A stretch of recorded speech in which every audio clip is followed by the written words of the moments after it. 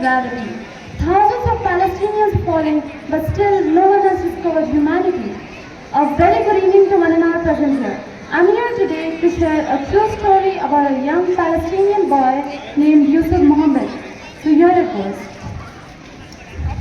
I'm Yusuf Mohammed, 7 years old. My dad is a Palestinian physician working at a radiology department at a nearby hospital. My mom is an Egyptian Palestinian. I have a sister named Judy and a brother named Hamid, and I'm the youngest. On October 15, there was shelling by the Israeli occupation department. My dad was under a 24-hour duty. But before he left, I called for him, my mom, and my siblings.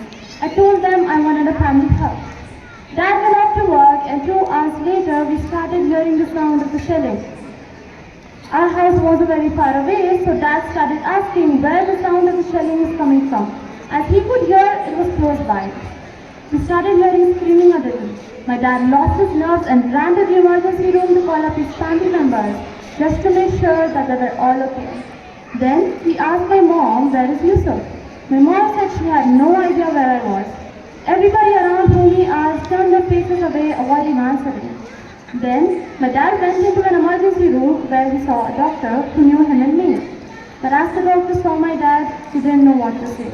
My dad lost his nerves again and kept running around asking for where I was.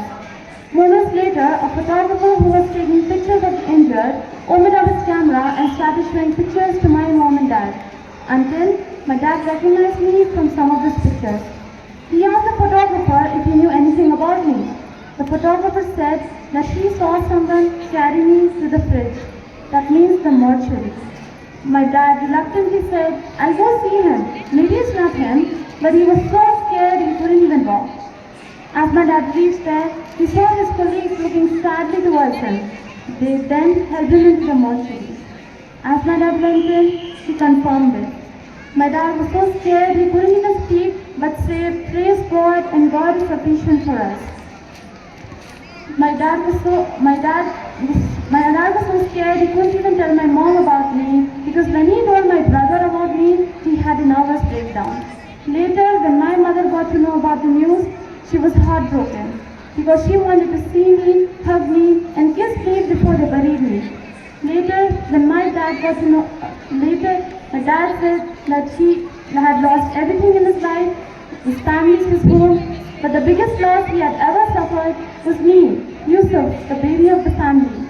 My mom and dad loved me so much that they said that I was the light of the home, but now the home is extinguished, and now the home is no more. My heart breaks to share this brutality taking place in Gaza. And if your heart breaks too, then please contribute to make this world a better place to live in. Thank you.